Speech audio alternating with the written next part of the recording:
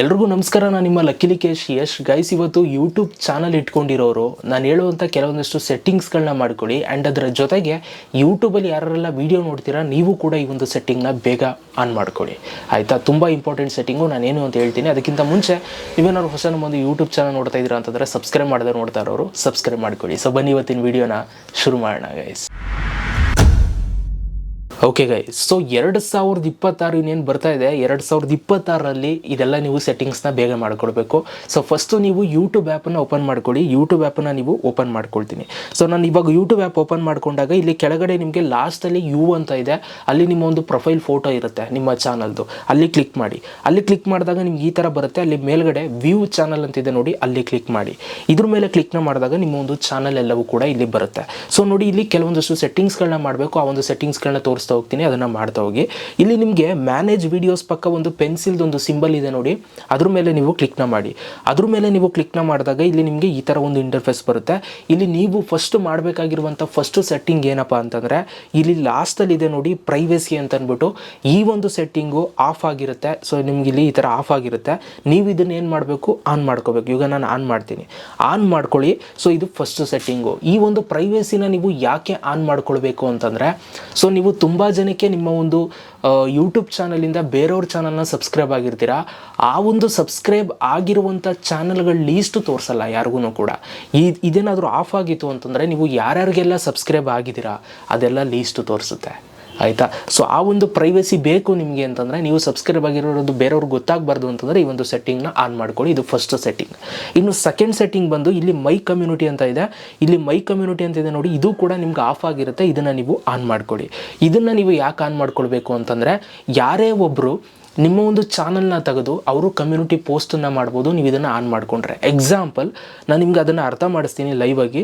So ಈಗ ನಾನು ನನ್ನ ಒಂದು ಲಕ್ಕಿ ಯಶ್ ಚಾನಲ್ ತೆಗೆದ್ರೆ ಅಲ್ಲಿ ವಿಸಿಟ್ ಕಮ್ಯುನಿಟಿ ಅಂತ ಬರ್ತಾ ಇದೆ, ಅಲ್ಲಿ ಕ್ಲಿಕ್ನ ಮಾಡ್ತು ಅಂತಂದರೆ, ಸೊ ನನ್ನ ಚಾನಲ್ ಒಳಗಡೆ ನನ್ನ ಸಬ್ಸ್ಕ್ರೈಬರ್ಸ್ಗಳು ಏನು ಬೇಕಾದ್ರೂ ಕೂಡ ಪೋಸ್ಟ್ ಮಾಡ್ಬೋದು. ಆಲ್ರೆಡಿ ತುಂಬ ಜನ ಪೋಸ್ಟ್ ಮಾಡಿದ್ದಾರೆ. ಈ ಒಂದು ಫೀಚರ್ನ ನೀವು ಎನೇಬಲ್ ಮಾಡ್ಕೊಳ್ಬೇಕು. ಆಗ ನಿಮ್ಮ ಸಬ್ಸ್ಕ್ರೈಬರ್ಸ್ಗಳು ನಿಮ್ಮ ಚಾನಲ್ ಒಳಗಡೆ ಏನು ಬೇಕಾದ್ರೂ ಕೂಡ ಪೋಸ್ಟ್ ಮಾಡ್ಬೋದು, ಆಯಿತಾ? ಸೊ ಈ ಒಂದು ಸೆಟ್ಟಿಂಗ್ ಆನ್ ಮಾಡ್ಕೊಳ್ಳಿ. ಎರಡನೇ ಸೆಟ್ಟಿಂಗು ನಿಮಗೆ ಬೇಡ ಅಂತಂದರೆ ನೀವು ಆಫ್ ಮಾಡ್ಕೋಬೋದು, ಅದು ನಿಮ್ಮ ಇಷ್ಟ. ಸೊ ನಾನು ಆನ್ ಮಾಡ್ಕೊಳ್ಳೋದಕ್ಕೆ ಪ್ರಿಫರ್ ಮಾಡ್ತೀನಿ. ಇದು ಎರಡನೇ ಸೆಟ್ಟಿಂಗ್. ಆ್ಯಂಡ್ ಇಲ್ಲಿ ಮೂರನೇ ಒಂದು ಸೆಟ್ಟಿಂಗ್ ಬಂದು, ಇಲ್ಲಿ ಎರಡನೇ ಆಪ್ಷನ್ ನೇಮ್ ಕೆಳಗಡೆ ಇದೆ ನೋಡಿ ಹ್ಯಾಂಡಲ್ ಅಂತ, ಇದನ್ನು ಬೇಗ ಆನ್ ಮಾಡ್ಕೊಳ್ಳಿ. ಇಲ್ಲಿ ಪೆನ್ಸಿಲ್ ಮೇಲೆ ಕ್ಲಿಕ್ನ ಮಾಡಿ ನಿಮ್ಮ ಒಂದು ಚಾನಲ್ ಹ್ಯಾಂಡಲ್ ನೇಮ್ನ ಬೇಗ ತಗೋಬಿಡಿ. ಈಗ ಎಕ್ಸಾಂಪಲ್ ಇವಾಗ ನಂದು ಇದು cover song channel Likesh records ಅಂತ ಅಂದ್ಬಿಟ್ಟು, ಸೊ ಈ ಒಂದು ಚಾನಲ್ಗೆ ನನ್ನ ಒಂದು ಚಾನಲ್ ಹ್ಯಾಂಡಲ್ ನೇಮ್ನ ತಗೊಂಡಿದ್ದೀನಿ, ಆಯಿತಾ? ಈ ಒಂದು ಹ್ಯಾಂಡಲ್ ನೇಮ್ನ ಯಾಕೆ ತಗೊಳ್ಬೇಕು ಅಂತಂದರೆ, ನಿಮ್ಮ ಚಾನಲ್ನ ಯಾರಾದರೂ ಸರ್ಚ್ ಮಾಡಬೇಕು ಅಂತಂದರೆ, ಸೊ ಜಸ್ಟ್ ಈ ಒಂದು ಲಿಕೇಶ್ ರೆಕಾರ್ಡ್ಸ್ ಅಂತ ಹಾಕಿದ್ರೆ ನಮ್ಮ ಚಾನಲ್ ಬರುತ್ತೆ.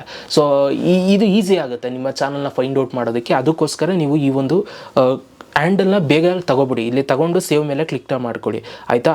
ಸೊ ಈ ನೀವು ಏನಾದ್ರು ತಗೊಳ್ಳಿಲ್ಲ ಅಂತಂದರೆ ಬೇರೆಯವ್ರು ತಗೊಬಿಡ್ಬೋದು ಆ ಒಂದು ನೇಮಲ್ಲಿ, ಆಯಿತಾ? ಅವ್ರ ಚಾನಲ್ ನೇಮು ನಿಮ್ಮ ಚಾನಲ್ ನೇಮು ಸೇಮ್ ಇದ್ದರೆ ಅವ್ರು ತಗೊಂಡ್ರೆ ಆಮೇಲೆ ಯೂಟ್ಯೂಬರ್ ಈ ಹ್ಯಾಂಡಲ್ ನೇಮ್ನ ನಿಮಗೆ ಕೊಡೋದಿಲ್ಲ. ಅದಕ್ಕೋಸ್ಕರ ಬೇಗ ಇದನ್ನು ಕ್ಲೈಮ್ ಮಾಡ್ಕೊಳ್ಳಿ ಗೈಸ್. ಓಕೆ, ಇದು ಮೂರನೇ ಸೆಟ್ಟಿಂಗು. ಇವಾಗ ನಾನು ಬ್ಯಾಕಿಗೆ ಬರ್ತೀನಿ. ಒಂದು ಬ್ಯಾಕಿಗೆ ಬಂದಾಗ ಸೊ ನಮಗಿಲ್ಲಿ ಒಂದು ಇಂಪಾರ್ಟೆಂಟ್ ಒಂದು ಆಪ್ಷನ್ ಇದೆ. ತುಂಬ ಜನ ಇದನ್ನು ನೋಡೋಕ್ಕೆ ಹೋಗಲ್ಲ, ಇನ್ಮೇಲೆ ಇದನ್ನು ನೋಡೋದಕ್ಕೆ ಸ್ಟಾರ್ಟ್ ಮಾಡಿ. ಅದೇನಪ್ಪ ಆಪ್ಷನ್ ಅಂತಂದರೆ, ಈ ಪೆನ್ಸಿಲ್ ಪಕ್ಕನೇ ಒಂದು ಗ್ರಾಫ್ ಸಿಂಬಲ್ ಇದೆ, ಅಲ್ಲಿ ಕ್ಲಿಕ್ನ ಮಾಡಿ.